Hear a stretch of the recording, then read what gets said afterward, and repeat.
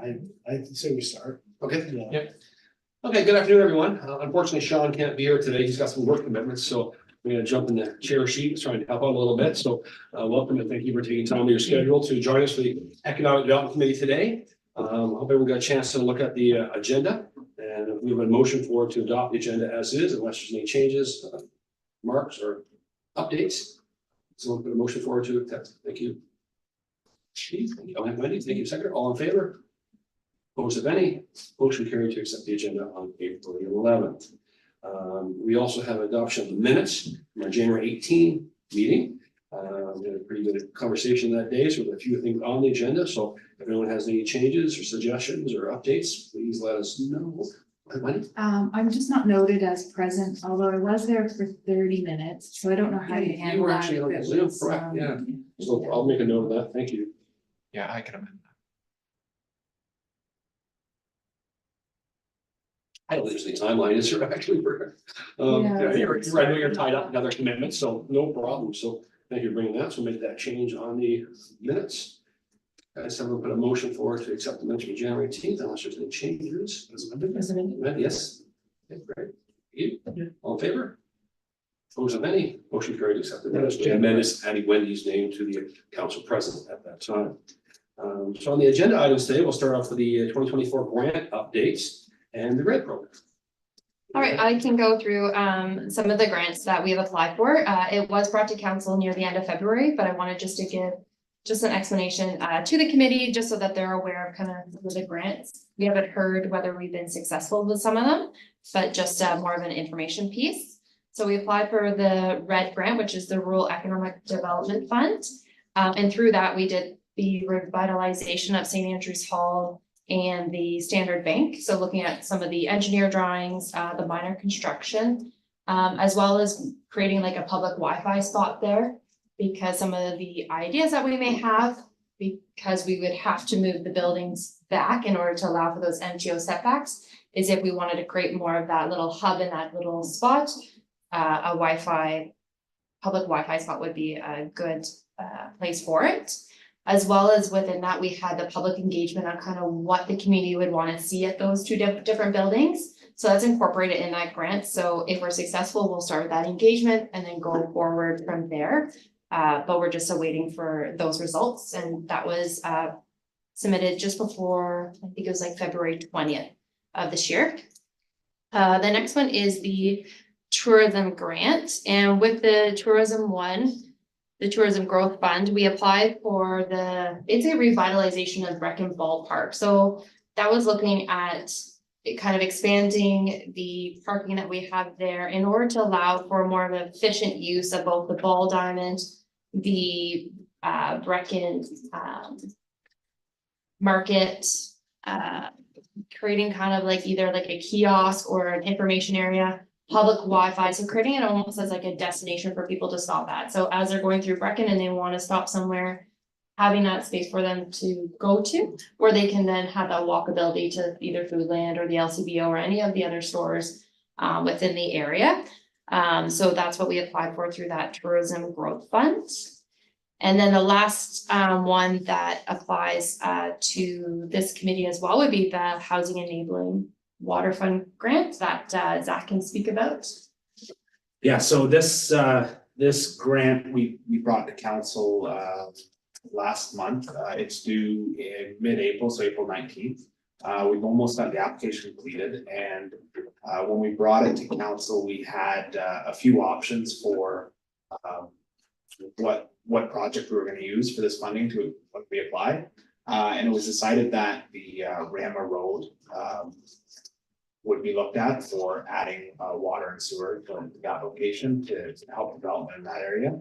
We're starting to get a bit of interest with buildings. We've received some site plans, and I think it's going to move forward. We're approaching this as I don't want to say a partnership with developers, but working with developers in getting some infrastructure up in the area, as the township can't fund it by ourselves. So we're looking at the provincial government, developers, and our own funding to put some infrastructure in the ground. This will hopefully also cover the town of Atherley and surrounding areas, as there's a lot of residential dwellings and residentially zoned properties there that can have subdivisions. But right now, there's no infrastructure, so we don't meet they won't meet the densities, and no developers, you know, want to put in 200 septic systems and 200 wells, so. That's really what we're looking to gain out of this, and hopefully start getting a bit of development up there, and hopefully some big resort projects as well. Can I ask you a question in reference to your application for the tourism, Yeah. rec and baseball? I mean, in my last meeting, we had comments about, I still think that because we're the gateway to Muskoka for our north, I would like to see a better signage. And in that grant, I asked for a tech stop because texting's killing people while drinking and driving this. And so I'd like to see a more signage. So in that grant, is there actually room for signage capability on Highway 12? I know there's some challenges on Highway 12 sometimes, Kings Highway. So I want to see if that's possible. I think if we are successful with this grant, I would be sure to like move forward with that, so that way it is looked at as a destination, and we would have more grounds to even support it with MTO of saying, this is what's there, and we would like this to be that tech stop, or being able to create that signage. As now, if I do it, I think that grant would just help give us some meat almost to that request. Because also on Highway 12 currently right now, there's no acknowledgement of the dog park. And a lot of people head north, that's an hour and a half from the city. Great way to stop at Foodland or, you know, Tim Hortons or LCBO or Subway and have the dog park, where they can actually let the dog park, quick little run and use the facilities there. I think that'll be a big addition to put some signage as well. So in that grant, if there's any way to get that signage, you get a reason to stop, it's on the highway. And you see that, you know, thousands of cars go by every day based on traffic standards. Yeah. I would like to see better acknowledgement that we can get them to stop here now. And if we have signage, they'll actually recognize it, so. Absolutely. So if that's part of the grant, that's good to do. I wasn't sure if there's specific categories for marketing or not. There was a little bit in that spot, but I think overall there's signage improvements that need to be made throughout Ramera. So if it wasn't applicable to that grant, I think we can be able to make sure once that is created, that destination, that we're updating all the signage to make sure everything is applicable and people know where to go. Right? Because it also it ties really well into our CIP program that we're doing, like all the revitalization that we're doing with Brecken and around the area. We want to look at signage as a whole rather than maybe just that one spot. So I think we could do it for sure. We talked about currently we have a tourism kiosk at the Wild Wing location. Yeah. We've had it there for years as part of the Ramera Chamber of Commerce. Is that something you want to put there as well or consider putting there for promotion of products? The farmers market's already there on Saturday. So the washrooms obviously are a big factor for people wanting to stop too.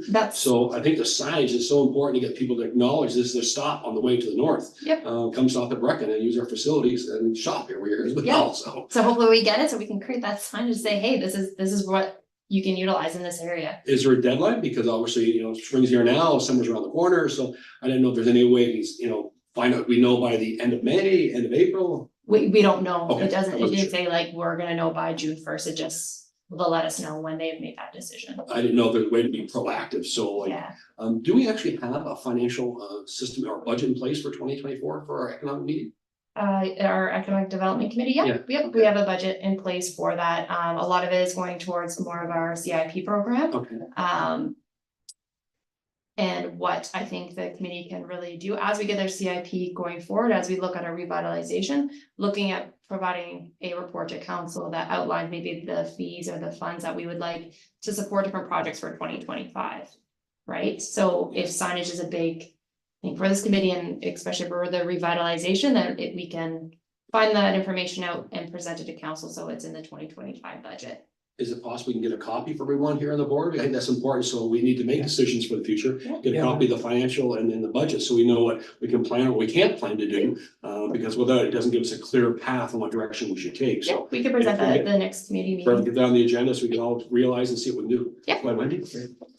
Curious about the timing of the budget. So does that mean for 2025? Just discussions or requests for that would be the fall probably?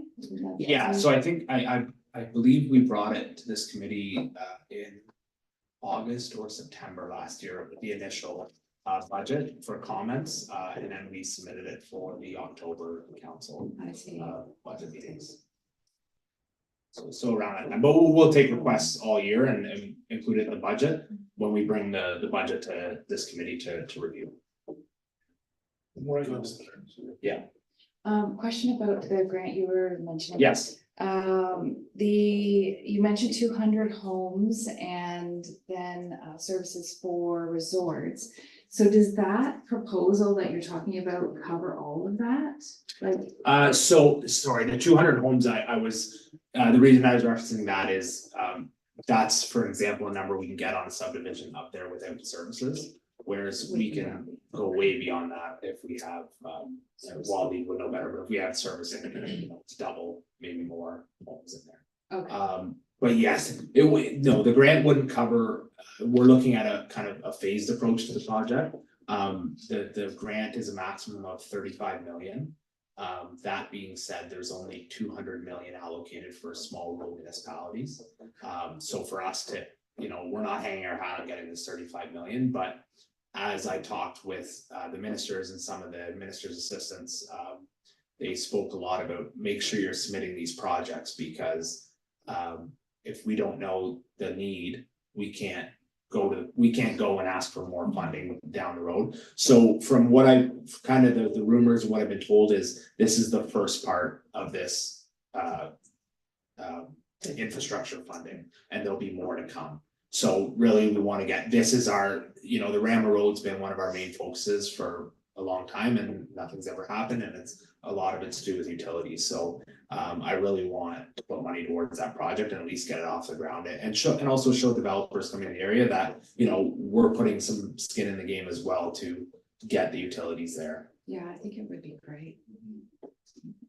I think it's also very important based on Bill 23, and Bill 23 is use it or lose it. So that's the new mandate Mr. Ford has in place right now. So if you've got some opportunities to put shovels in the ground and get things ready, if you don't get organized and be ready when it's announced, you'll be left behind. So I think it's very wise to be proactive right now and try and see what we can get to get things moving. Because I always figure that's the golden mile. Obviously, great opportunities in that location. We'd love to see more, of course, Cinerama, maybe a water park and more amenities there. So that would be a huge addition to our community, I think. 100%. That'd be good. Do you have a question? No? Okay, sir. Anything else in reference to that? With the CIP update, do you have that as well, Ashley, or is that? Yeah, I can. Okay. So we're still working on this, and in fact, we were talking before the meeting about having another meeting with the consultants, kind of designing our, what did we call it? The revitalization of Brecken or streetscape. The streetscape, yeah, Brecken.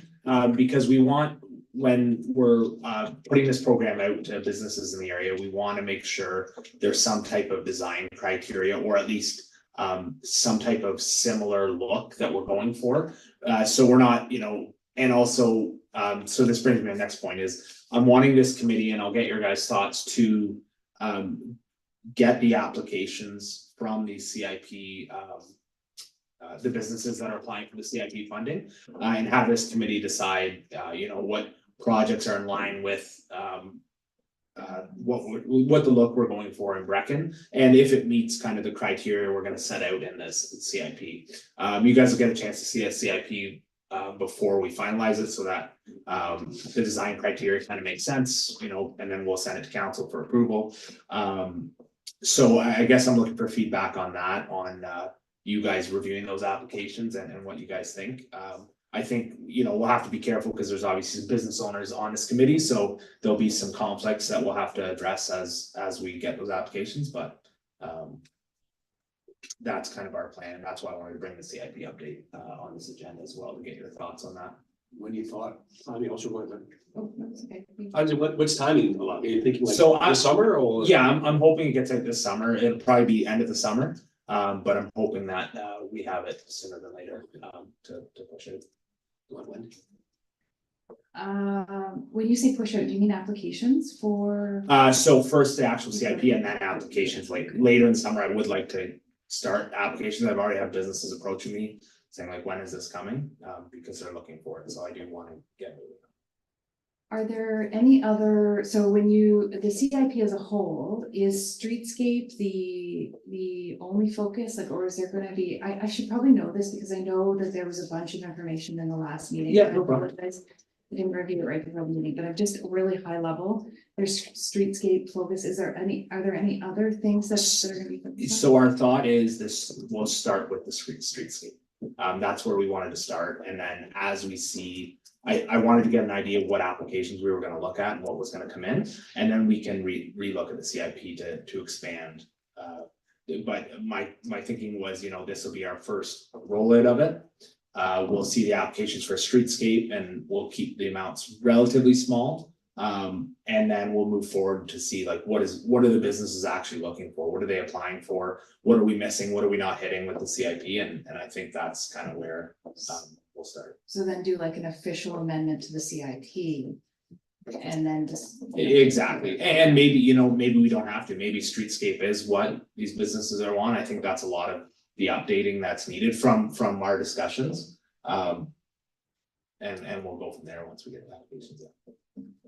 Are you thinking business just in Brecken or the whole township? So this CIP is for the Brecken area, but again, once we evaluate the first rollout, it could be expanded.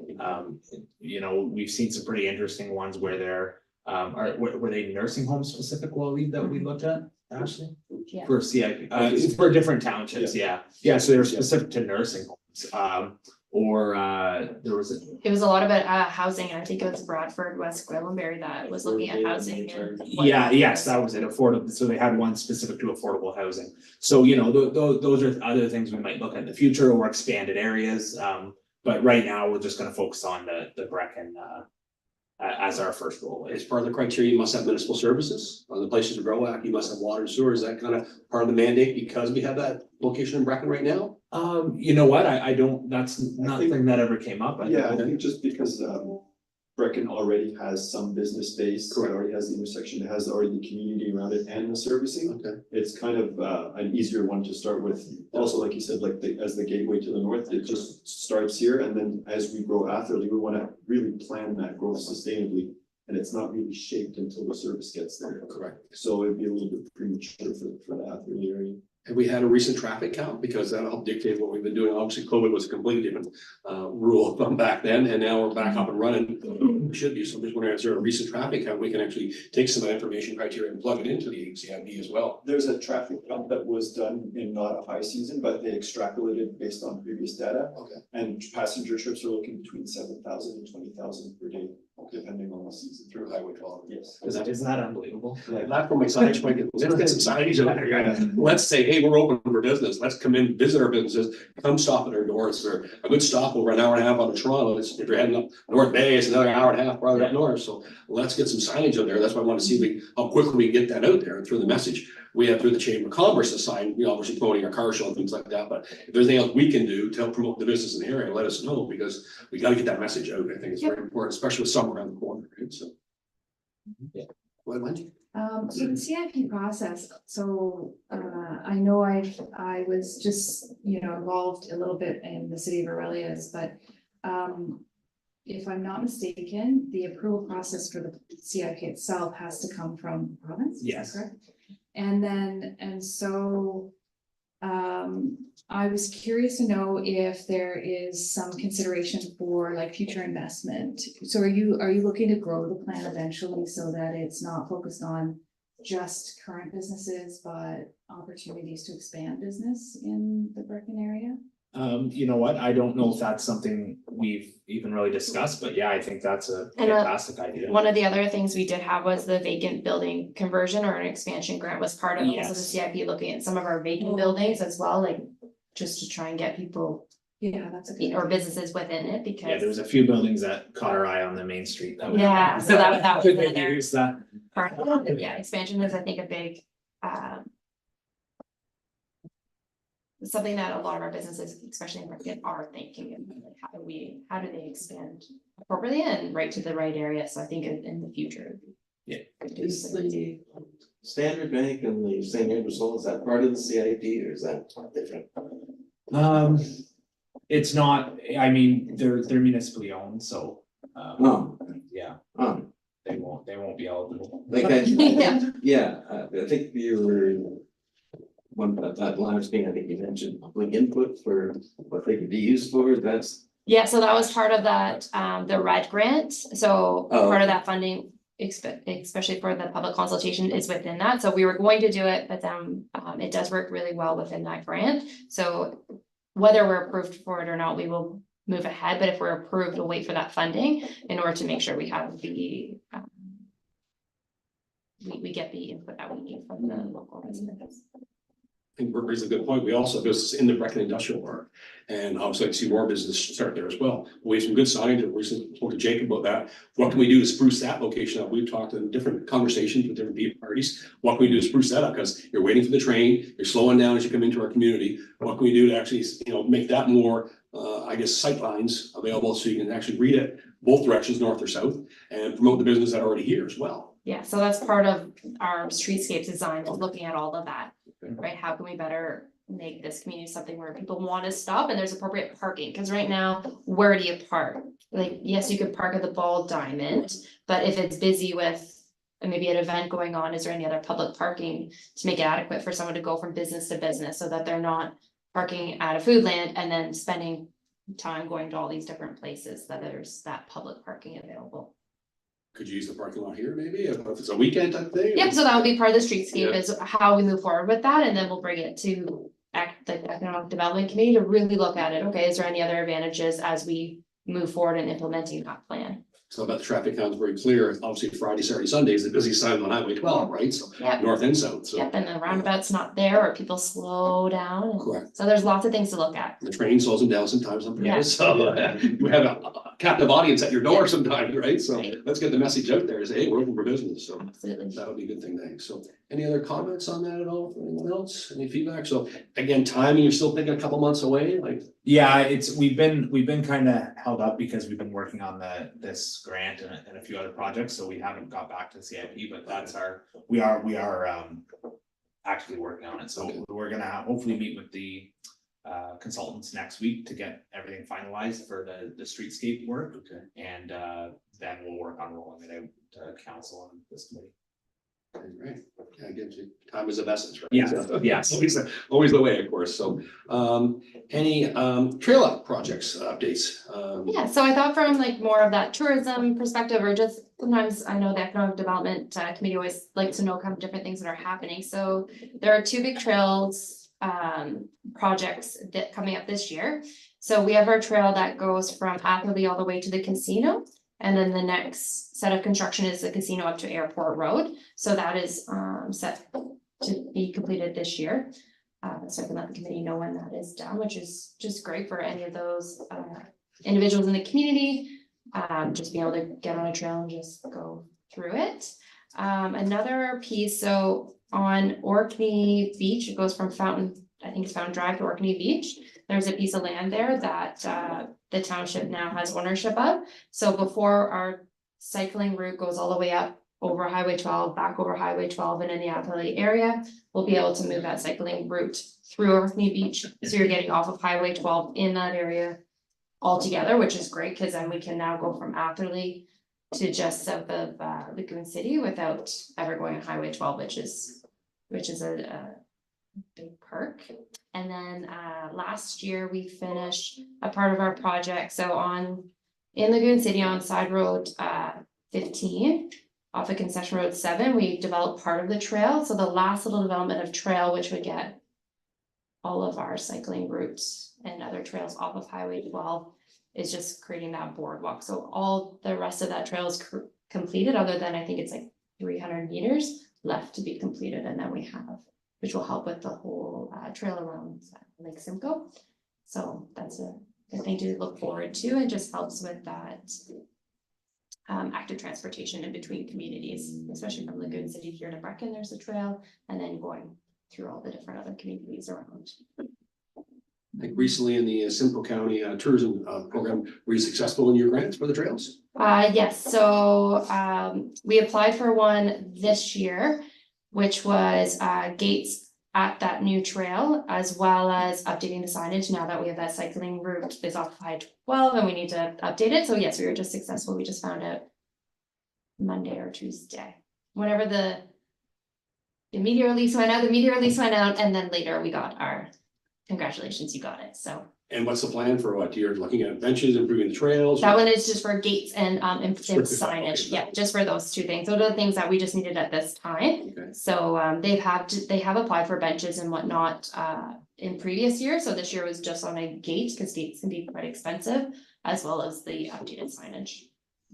It's great. Cycling is still part of our world we live in, and I think the more we can offer to people from other areas to come up here and cycle in our region, our community, along the waterways, it's a great opportunity, I think. And again, to keep them off Highway 12, probably much a safer environment for everybody as well, since it's so busy. So Yeah, that trail is beautiful along there, actually. So more people should take a chance to go on it. So yeah, nice spot. it's great. Okay, great. Well, that's good. Any other comments on trails? You've been up a lot of trails lately. Have you seen? Make your own trail sometime, right? I'm certain this. I was just wondering if Waleed would be able to ride his motorcycle. Don't need an excuse to do that. I'll say the word, not out there.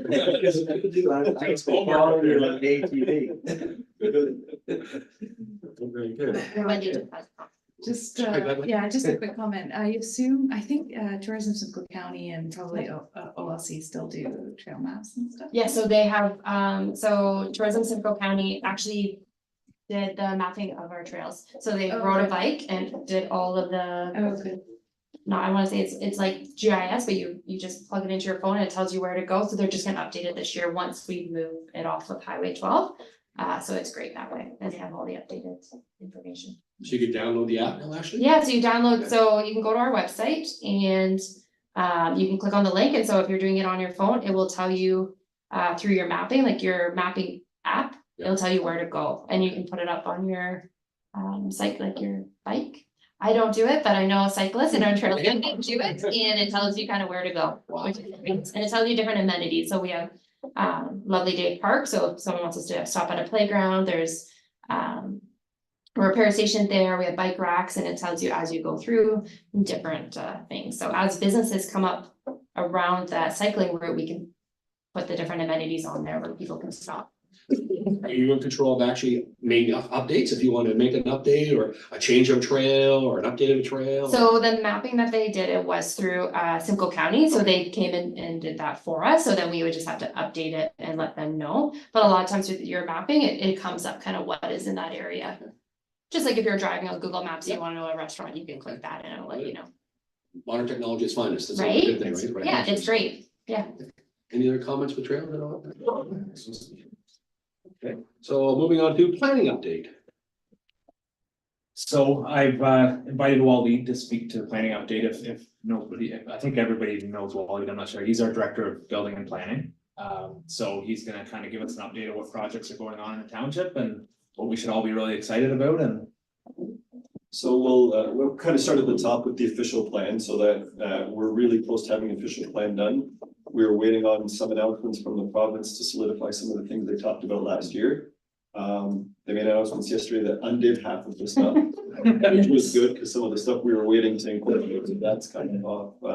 And a couple of modifications that actually are a little bit more effective in implementing the big ideas that they had. They might have been a little bit too big and ambitious. So the official plan is kind of the governing document for the municipality where we're going to see growth and how we're going to manage that growth, which is going to be tying into the next portion of basically where we're concentrating our efforts. So one of the challenges that Remera has is the same benefit that they have with Highway 12, splitting the municipality essentially in two halves with a high volume of traffic, but it comes with a high amount of control from the province on how we can access our lands and how we can access the highway.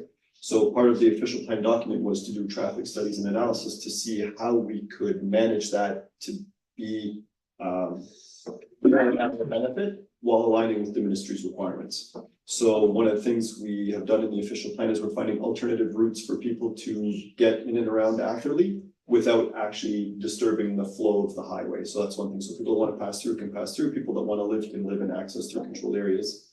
That's on the bigger plan as we get to Atherley down the road. But more quickly was in Brecken. There is a lot of vehicles that pass through here and we do want to stop them, but the problem in stopping them, we found out, is that they can't start. So when they get off in Brecken, assuming they had something to do at the time that they stop in, they don't stop because they can't get back on the highway. Those high traffic volumes that we're looking at, those 10, 15, 20,000 cars per day, at those times, when they get off, they can't get back on. So when you talk to Foodland or you talk to Captain Jack's, it's the Friday night and the Saturday mornings that they're seeing reduced business. Because nobody wants to pull up. Which is the highest traffic volume. Which is the highest traffic volume. So we saw an inverse relationship between traffic and activity, which was concerning. So that's kind of where we jumped in to try to modify the plan. So as it stands now in terms of attracting people to stop, it's a challenge right now because you want them to stop for a long time and do something that will generate revenue. And you have to convince them that it's worth it to stop off and get back on. So that's kind of what we're dealing with and getting people in. So in terms of the starting point is to get them to notice Brecon, to get them know that it's here, right? A lot of the feedback and comments that we get, and even myself from being out of town and driving through, the municipal building is very hard to see and it's very attractive, right? Like it could get you to stop and look and see what else there is. The bikes catch your attention, but those buildings kind of blocking the path get that feeling of a little bit of emptiness, and then you miss the businesses which are primarily on the left side of the road. When people are going north, they're looking to the right side of the road. So what we're trying to do is we're trying to beautify, clean up the area, and use things that we have, like the bicycle program where the bicycles and the flower planters and things like that. When you talk to anybody outside of town, they recognize that right away. So it's got that recognizing aspect of it, right? So signage, ditch clearing, working with the province, they want all the buildings set back 14 meters. So we kind of want to incorporate all these things in our plan to get Brecon moving.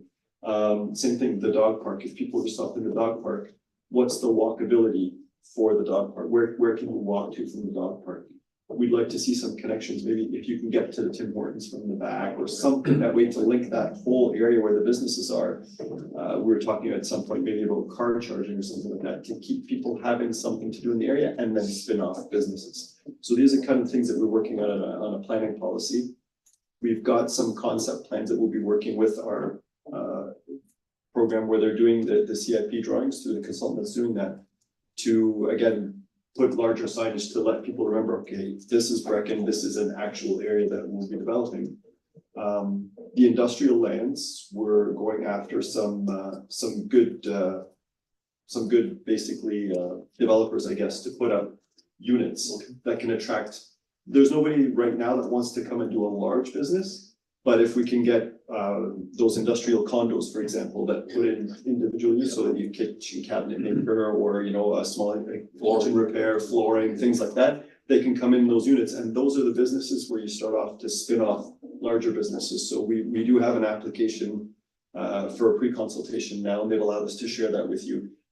They have upwards of 300 parking spaces, and they've got, I think it was 36 units, around 1,500 square foot each. But they're condos, so anybody can buy 1, 2, 3, depending on the size of their business they want to attract. And I think they'll be looking to us, like to this group, to actively maybe promote the area in terms of finding tenants for those businesses. And that being, hopefully, I'm thinking that it would be more than just trying to attract people to come, but actually going out to trade shows or connecting to anybody you're connected to in the industry or anyone that you know, to let them know that there are units available, there are businesses here, because those businesses will bring other businesses and they'll bring people. And then when the people come, it brings us a little bit of more fluidity in terms of cash flow to make the improvements you need to get the drive-by traffic. So I really wanted the drive-by traffic when I first started too, but then I realized there was a lot of challenges to get to that level. So worked our way backwards, and that's kind of where we're doing the planning policy to kind of get it at the source. So we can work our way to capturing that traffic, because there's a lot of money with that traffic. I mean, even if you look at the vehicles that drive by, I would say probably 40% of them are new imports. Like they're good cars that drive by here. So the flow of cash is definitely here for us to grab, and it's something we should focus on. So yeah, so that's where we're working on in terms of shaping that policy to absorb that money, and we'll be sharing that with council and the committee very soon. You mentioned industrial. Is there any other category would be like in the hospitality sector? Like I would love to see a Swiss Chalet or something like that come along there, like a restaurant capability. So if you were using a park area for plugging in your car or whatever, you would have a place to walk to and get lunch or dinner or whatever. Right? Exactly. So is that part of the mandate too, or is it strictly the industrial park category? No, it is two categories. There's it's split into two areas, the industrial, where the industrial park is, and then on the west side of the road, between the tracks of the road, it's zone village commercial, which allows for commercial on the first floor. And if you'd like residential on the second floor and up. So that's mixed use. That's a very attractive zoning, basically in the whole of the GTA. So we want to capitalize on that. We've started by having all the owners of the lands that we've met once, and we're hoping to meet again this spring, for them to work collectively to basically open up their properties so that there's no borders between their properties, so that there is a free flow and shared parking, shared drive, possibly shared road. More of a plaza. More of a Okay, plaza type makes of sense. development and concept. The way the properties are cut up, it's difficult for us to do that as a municipality, but we'd like to find a way to incentivize them. Right now, we're doing it through leadership and through visioning. So they can see how much more they can, they're all business people, right? So if they can see how much more value they can get for their land, if they open it up and share and work together. And so far, the uptake, I would say, is just over 50% of them are interested, and some of them are on the fence. And 2 are completely out, which is fine. It's still workable. But again, it would be ideal to see a secondary road or a secondary access so that everybody can access that area from the back as opposed to the front. But it's going to take work from CN. So we're pushing that actually very, very, very, very hard administratively to get everybody on the same page. And but it will be some time before we can see that come to fruition. And as we know, we also have that major transportation called CN Train. Yeah. Goes by every hour, you know, how do you work with those guys? Is there any possibility they would actually negotiate with you to allow? Because obviously we got the crossing 3 times on Highway 12 within 15 minutes. Yeah, so that came up with the discussions with the ministry, not with CN directly. CN is very reserved in their conversation when we speak. And they're private. They're private, Yeah. they're very reserved, they're very they don't really commit to anything in the meetings, but they seem somewhat agreeable. Okay. But Highway 12 is very flat. The reason why the train stakes around like that from Beaverton all the way up is because I can't remember the percentage of grade they have to meet. But they had to actually make the train snake around like that to maintain their grade levels, because this is where they use the longest trains before they get into the GTA. Correct, yeah. So they can't have too much of a slope, and that's why it sinks around. So highly unlikely that will change. There is an estimate of $600 million to bypass all of Brecken with the train. I don't think we're at the point now where the land is valuable enough to make that investment for them. So we'll be working with the crossings. The one thing that we're conducive to is if there was a plaza developed on the west side there, that they'd want sound attenuation, which we would like to. We'd like to quiet it down a little bit. So there would be a noise wall requirement along the tracks there. And the only other thing was in our transportation study there, depending on the population growth of Brecken in the area, there could be a need for a bridge on the Romero Road 47 section so that they have uninterrupted. Their trains now are up to 4.8 kilometers long, and they'd like to separate them here. So the bridge and the closing of side road number 5 would help them take a 5-kilometer train and take it apart where the tracks are twinned. And that would help the traffic flow for us, and it would have one less stop, one less set of horns. So CN is definitely going to be integral in the process, and we'll have to engage them, if not through the private company, through our federal partners. As part of the, if there's ever emergency in Lagoon City somehow, some way with a fire department or search and rescue or ambulance, because that train is sometimes 15 minutes, 20 minutes to get around. Right? Yep. So that's hopefully they'll take that into consideration as well. In the past, they've either broken them up into 2 trains or try to separate close to 56 concession. But right now it's ready to try for 4th or Simcoe Road, so Yeah. that can provide a challenge, and hopefully you don't have, not gonna win any problems, but it's a possibility. Yeah, and I think it's like 5 or 8 minutes that they're allowed to block the road for, but is it 5? Yeah, but we've all seen it at 20 minutes sometimes. Last Saturday, So, 15 minutes at least last Saturday. So, Any other updates? So when you say the official plan, do you anticipate doing a public consultation out and doing something shortly, or is it? yes, Okay, yes. so 2024 is still the plan for? Oh, yeah, Okay, good. like very, very, very soon, like Okay. hopefully before the summer, we can have something in front of council that we can start setting public meetings and another community open house. It's been a long 15 years waiting for that official Yeah. plan, right? So We did do a few public open houses last summer. Last July. Yeah. Prior to COVID, 2019, we had one almost ready to go, and Yes. then COVID hit, right? So Yeah. we were so close, I Yeah. think, back then, so love to see this come to fruition. Yeah, we had 3 really, really good open houses Yeah. last year. A lot of good Lots of good comments. We had over 100 comments, and Great. we've incorporated, I would say, probably 90% of them in one capacity or another, as much as we could, obviously. And we have a very, very, very good document now, I believe, that's polished up and just, we were waiting for a few things from the province and with yesterday's news, we're still waiting for the information. Good. But we're hoping within a month or so we could bring it to council to take a look at it. That's any news, that's good. Any other comments? Wendy, go ahead. Yeah, thank you for that. That was really enlightening, actually. I learned a lot in the last 10 minutes. Just getting a better understanding of the challenges that are faced and what you have to overcome, but then the vision part. So my question, I guess, or comment is that visioning, you talk about leadership and visioning being an important piece right now. Mhm. Are there plans to involve the community, like to share that idea or the visioning and what you have to overcome with the community at large to get the buy-in and support? Like, is there value in that, I guess, too? Oh, absolutely, 100%. The more people we get looking at these things with their own perspective, it absolutely helps a lot. The vision we were doing now was based on the zoning that's already in place. So we kind of use that as the framework to set the vision of what's there, but we're not really drilling down into the specifics of what type of businesses or what type of uses. We're working with things like ministry setbacks, the zoning height restrictions, the use in the zoning bylaw, for example. The information we got from the traffic study, how we can better have traffic move. But in terms of what actual businesses we're looking to attract or what we're trying to put where, our zoning is very broad. So I think this group in the community would be a very valuable resource in terms of directing how that looks more than where it is or what shape it is. Any other comments? We're here a long time, you lived near the tracks. God, I like everything we're hearing so far. Sounds a lot like business retention and expansion. Yeah. Yeah. That's what's the plan, so. A lot of it too is getting the existing businesses on board. Yeah. And getting, attracting new businesses that are interested in coming here, really selling the downtown or selling on our industrial park and getting that, with that'll come, upgraded utilities, more homes, more businesses that attract vehicles off the road, secondary businesses. So that's really the focus. And providing local jobs, I think that's so 100%, important too. 100%. We gotta keep our kids staying focused. We gonna have things on today, the job fair, and just talking how important it is to keep our kids keep thinking that the trades are the opportunity here in the future, and Georgian College can help work with us. So it's so important to have this information come available now, because I think, we gotta keep our kids staying local if possible, right? So that's great. Any other comments for that? That's a great update. Thank you all. We appreciate that. Maybe we'll do a partner update. And Wendy, do you want to give us any update from CDC? Sure.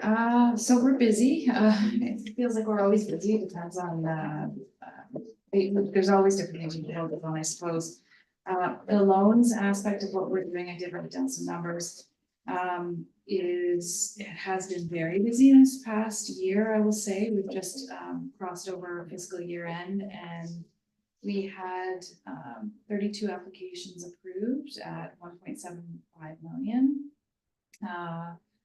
2,184 inquiries through our office last year with 844 one-on-one business coaching sessions. So it was definitely a very busy year for coaching and loans. We also have been busy with professional development workshops. We've had several of them through the year. Upcoming, we have 2 QuickBooks, learning QuickBooks online courses. We added a second one because the first one sold out and it's just in demand. So that's good. We also have a number of staffing changes happening in our office. So many of you might know Carol Benedetti. She's moving on to other opportunities at the end of the month. And Celeste Lalumiere, who's in our office, will be moving into her role as the community development coordinator. We're also hiring a second, business and loans advisor who will be working with our senior loans advisor to take some of the overflow, but also assist us with our BizLink program, which is connecting business buyers and sellers in the community and helping with the wraparound coaching and support services that go with that. Apart from that, I think that would be all I have to update right now. And then we kind of go into a bit of a lull through the summer. Like we don't have as many people contacting us through the summer. So we use that time for planning and policy work and that kind of stuff. And then we'll ramp back up in the fall, I'm sure. Did anyone from Romero approach you from the, I guess you have a wealth of knowledge, the CDC, well, starting a new business, like, hey, what can we do? You guys have always been the leader in trying to help these people get started. And is anyone Romero approaching you right now? Definitely. Okay, Yeah, good. yeah, for sure. So we've worked with a number of different businesses in Romera. So I didn't come prepared to tell specific stories. okay. Usually when we meet with clients, it's treated as confidential Okay. until they tell us. Right. We can tell their story or we have written approval, but certainly we do work Good. with businesses in Romera. I know businesses in Romera have accessed our grant program as well. We're starting to see some of the claims for that come in. So that program was offered in the fall. And we had approved the various grants then, and they have a year to spend money. So, Excellent, that's very good. I think that's important because the youth need to find that there's an opportunity to have to talk to someone and an opportunity for financing, because you can't just go to bank mom and dad, you can't go to Bank of Canada all the time. We need you guys to help lead us a little bit, and I took one of your courses recently, the computer course at the Griffin Olive facility at the West Western, and it was packed, it was sold out. I saw a lot of people, Roma-Danti and really on, so learning about new computer skills and technology, so I think it's good for business to have that opportunity to work with you guys as well, so. yeah, So we're really appreciate it. seeing an increase in the number of in-person attendees at our workshops, which is great because COVID, changed the world and it changed the way we did things, and it was all online, and now we're shifting back and we are actually seeing. So I can maybe give an update from our Chamber of Commerce. We're excited today. It's our first time we've ever tried this. We're having a job fair today at the Romero Center. I was there for over an hour this morning. It was a full house. Unbelievable amount of employers locally looking to hire this year, and a lot of people coming in from all different ages. Talked to Lakehead University and Georgian College, trying to make them see how important we are to work together and try and find a way to keep our trades local and keep going to school local. So we're very happy to have our first time, probably turned into an annual thing. Great location, parking lot was full today. So we're very happy to see all the local businesses supporting, trying to keep people in their own location and get new job opportunities for the youth. And of course, people that want to re-educate themselves or look for new job opportunities. There's all kinds of different variety of trades there today. So we're very happy to have that. On May the 9th, we'll have our Romero Chamber of Commerce Annual Business Awards at HEM at Casino Rama. We welcome the opportunity to work with them again. They've been great hosts. So that's an evening event at 5:30. So we're glad to work with certainly appreciate the opportunity to work with Casino Rama. So that's May the 9th, and would like to attend, let me know. But that's certainly part of the business awards as well. So we have a process we're working with Bert right now, of course, on the board to come up with some of our winners. So if anyone has any suggestions or business opportunities they're expanding, let us know. Be happy to work with them as well. What do we have for the County of Simcoe update? Absolutely. Thank you for that, and I'll try to make it as fast as I can here. And it seems to be the season for job fairs, so we actually just worked with the Invest Berry to hold a trucking and driving career fair last night. It was a great turnout. We had 192 people with 13 employers participate, so we were quite happy with that. It was only open for 2 hours as well, and it was really busy the whole time, so everyone had really great things to say about that. So that was actually last night. And then we also have partnered with College Boreal, who's putting on another career fair next week, April 17th. And yeah, we partnered with them. It's going to be at the South Shore Community Center. And then we have 31 employers participating, and that was open to all Simcoe County and surrounding municipalities. So that should be good as well. We also have an opportunity for local agricultural businesses to participate in an agriculture careers and technology display at the Simcoe County Federation of Agriculture's Farmers Feed Families event.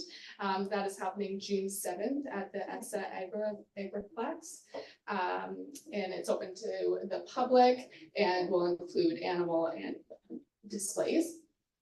If anybody has or knows of any employers that are looking to participate or would be interested, please let me know. I'm happy to coordinate with my colleague who's leading the event or helping support the event, and get them to participate for sure. We are also working on a Workforce Connect conference that is targeted to employers. That is June 18th, and it'll be in the morning. And it's just about getting local employers to come together, talk about best practices and how to best attract and retain employees.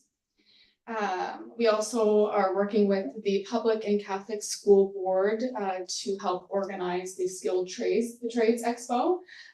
It'll be happening May 15th at the Elmville Arena. From, I believe it's 9 till 3, students will attend. So we have a couple schools around Simcoe County who have agreed to participate, and they'll be busing their students in to experience different skilled trades opportunities and kind of begin the exposure to those opportunities. It is targeted to grade 8s. So specific to them, get them hands-on, seeing what's out there. And then it'll be open to the public from 4 p.m. to 7 p.m. For anybody looking to see what kind of skilled trades are out there and go from there.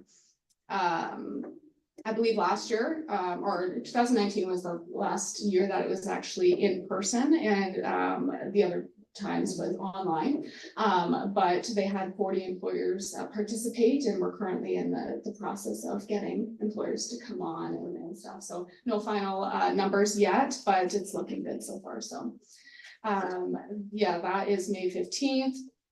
We also have our industry mentorship program, if anybody is familiar with that. If you're not, it is a mentorship program you can sign up on through our website, and it's open to 8 sectors, which include agriculture, agri-food, aerospace, construction, entrepreneurship, healthcare, manufacturing, tourism, and professional, scientific, and technical skills. And that is open to people that are in the profession, but also those who are looking to get into it. It's through this nice site that match people up based on what they're looking to do. And we've actually had really great numbers. I believe there's been 70 people sign up for it. So quite happy to see that. And we're also bringing back the manufacturing forum, which is led specifically by the County of Simcoe this fall. We're in the very, very early stages of organizing that, but it will be November 5th, and it'll be also a morning event. More details to come as we figure them out. We've held our first agriculture working group meeting to help develop our County of Simcoe's EDO's work plan for this sector. It's going to be an annual work plan, and the stakeholders participating in the work committee have provided their insights of what should be highlighted within the work plan. We are bringing that work committee back end of April for them to review the draft work plan and then hopefully get it approved by our economic development subcommittee in May. So that's that. And then we've also had our first 2024 entrepreneur ecosystem meeting in February, and the group has agreed to bring back the Ask an Expert series. I don't know if anybody's familiar with that, but yeah, great. I'd love to hear that. And so we're looking at due to capacity reasons, we're looking to hold at least 3 this year, hopefully 1 in the spring or early summer, and then 2 in the fall. So again, early stages on that, but we'll definitely update the group here when we have more details available. Let me see here.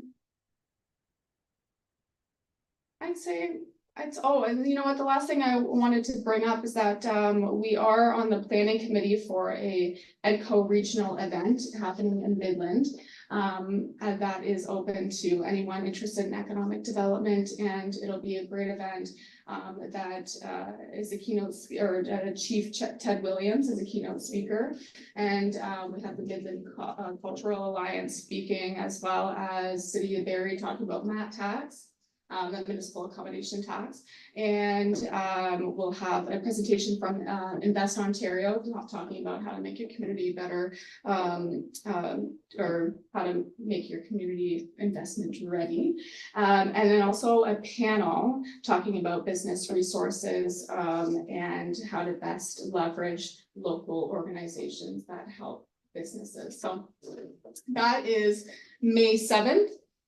And registration is online, but if anybody's interested, please feel free to reach out. I'll be happy to help you register. I'll leave it at that. If anybody has any questions, please let me know. I have one quick question. Yeah. You mentioned that you just had a job for this week. You said it was a trucking job? That's right. Is that the first time you tried that? I've never heard one before. There was one last year. Okay. This is the first one I was a part of this year. But last year we had 22 employers participate and, I think the turnout was, 211 job seekers. And so this year again, we had, 13 employers come and still had great numbers of 192 people. So, and there's DriveWise, if anybody's familiar with them, they were able to come and you had a chance to, you know, try that virtual trucking, yeah, it's a lot more difficult than anything. Let me back it up. Well, he's like, I'm gonna hang up my keys to my motorcycle. So is that all trucking companies from Barrie or Aurelia or Simcoe County? It was open to all of Simcoe County and Barrie. There was a few from the county, but a lot from, Barrie specific.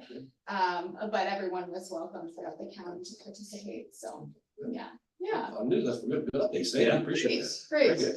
Anyone else have anything else to add under unfinished or new business at all? Ashley, go ahead, Jacob. I just wanted to highlight to the committee that the next meeting will be June 27th at 1 o'clock. And I'll try not to move the date. Nobody blame Jacob, that was.